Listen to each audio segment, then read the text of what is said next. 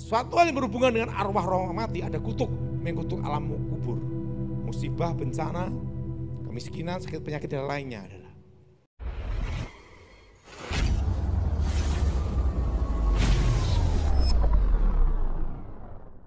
Shalom sahabat KP yang diberkati Tuhan. Waspadalah, tahun ini akan banyak orang terkena kutu alam kubur. Apa itu dan seperti apa dampaknya?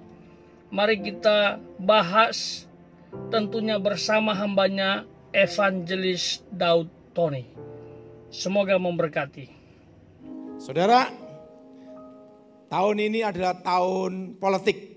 Tahun depan Pilpres, betul? Dan nanti yang ramai adalah kuburan. Banyak orang ziarah ke kuburan yang dianggap sakti, suci, atau orang hebat, betul? Nah, suatu hal yang berhubungan dengan arwah roh mati, ada kutuk, mengkutuk alam kubur. Musibah, bencana, kemiskinan, sakit penyakit dan lainnya adalah.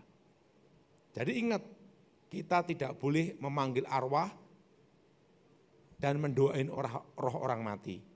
Kenapa tidak boleh mendoain roh orang mati? Kurang kerjaan aja. Selesai. Yang penting waktu masih hidup.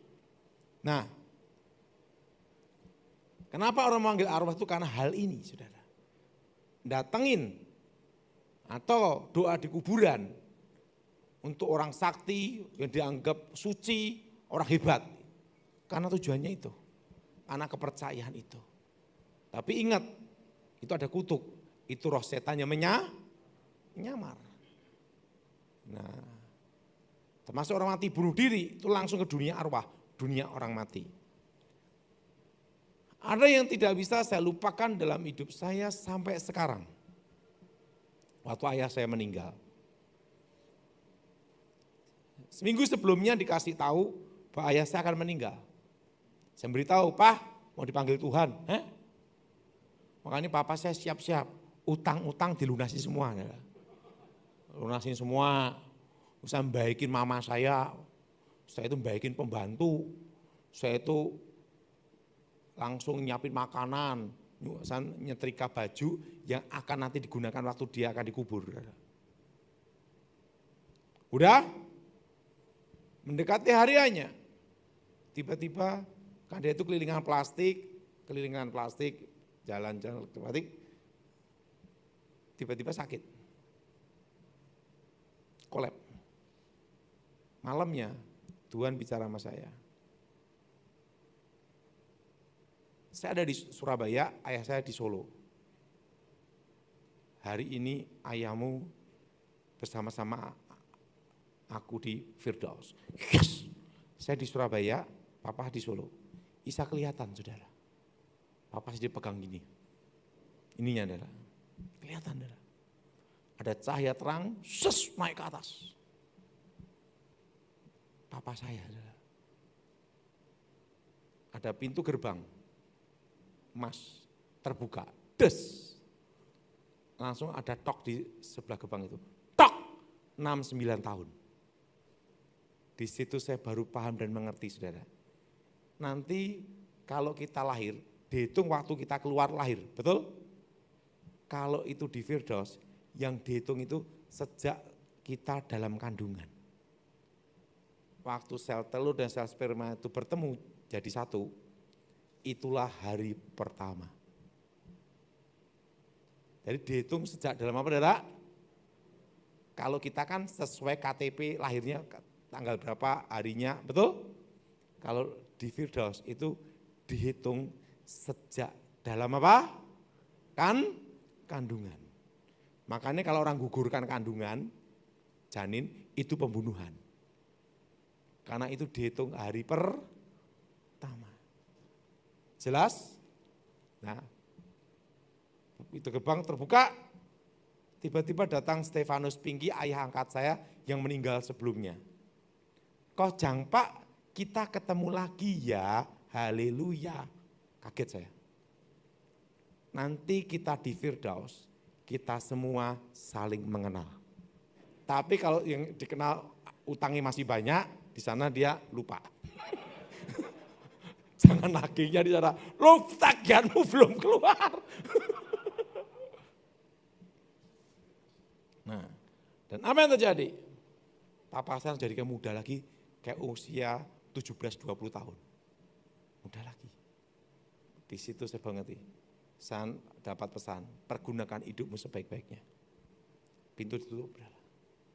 Nah, di situ saya baru mengerti.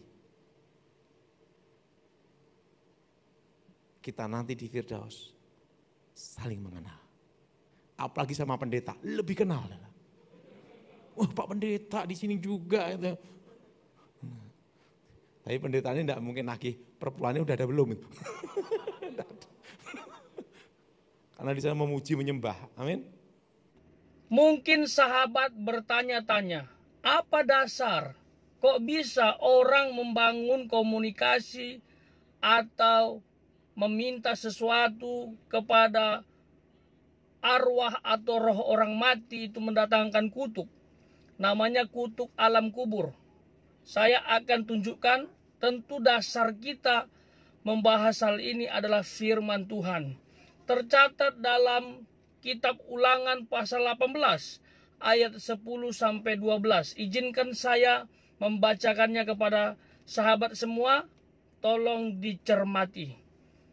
Di antaramu janganlah didapati seorang pun yang mempersembahkan anaknya laki-laki atau anaknya perempuan sebagai korban dalam api, ataupun seorang yang menjadi petenung, seorang peramal, seorang penelaah, seorang penyihir, seorang pemantera, ataupun seorang yang bertanya kepada arwah atau kepada roh peramal, atau yang meminta petunjuk kepada orang-orang mati.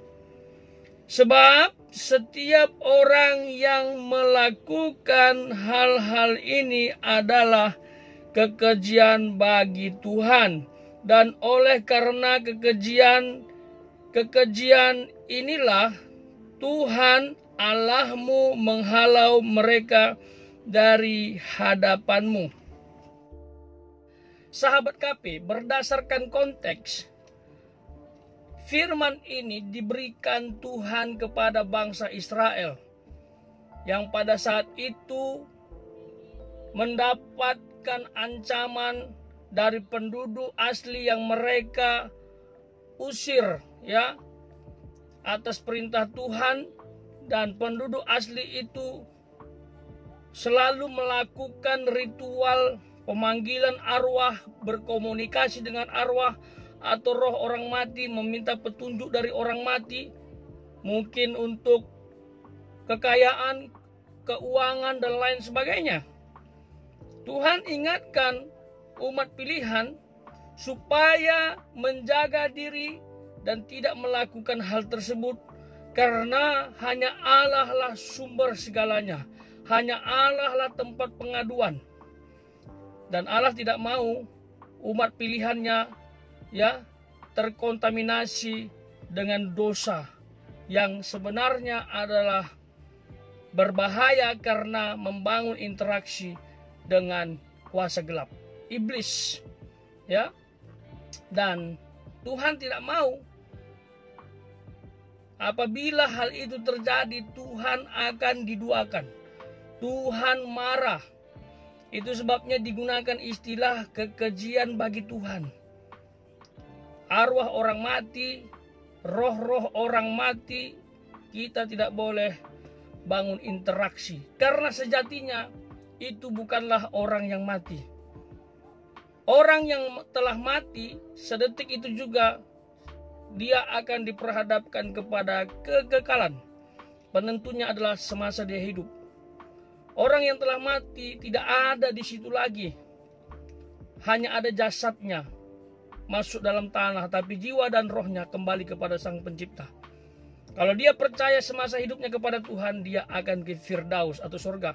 Kalau dia tidak percaya semasa hidupnya kepada Allah, dia akan masuk Hades atau masuk neraka dan tinggal menantikan pengadilan. Bagi yang percaya, pengadilan tahta Kristus bagi yang tidak percaya pengadilan tahta putih. Ya. Jadi ini jelas, ini ajaran, ini Alkitab. Ya, tahun ini berbahaya, tahun politik yang dimana ada peluang potensi orang mengandalkan kuasa gelap, mempercayai satu tempat itu sakral dan bisa mendatangkan rezeki atau mendatangkan kelancaran. Barangkali dia ingin menang di pemilu. Itu bahaya. Mintalah kepada Tuhan saja. Andalkan Tuhan. Kalau Tuhan berkehendak, pasti kamu akan jadi. Jadi pemimpin yang berkualitas sesuai dengan kehendak Tuhan. Jangan jadi pemimpin yang dikendalikan oleh kuasa gelap. Itu berbahaya. Ya.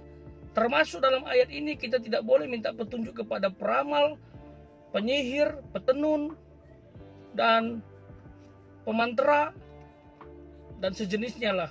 Ya. Minta kepada Tuhan saja. Itu sebenarnya yang mau ditekankan oleh firman Tuhan ini. Ya, walaupun dalam konteks Tuhan bicara untuk bangsa pilihan, bangsa Israel supaya tidak terkontaminasi oleh kuasa jahat, ya, iblis, tapi juga relevan untuk kita di masa sekarang. Oleh sebab itu, kalau kita datang berkunjung ke kuburan atau ke tempat khusus atau ke tempat yang dianggap keramat, ya datang saja. Kalau mau bersihkan saja.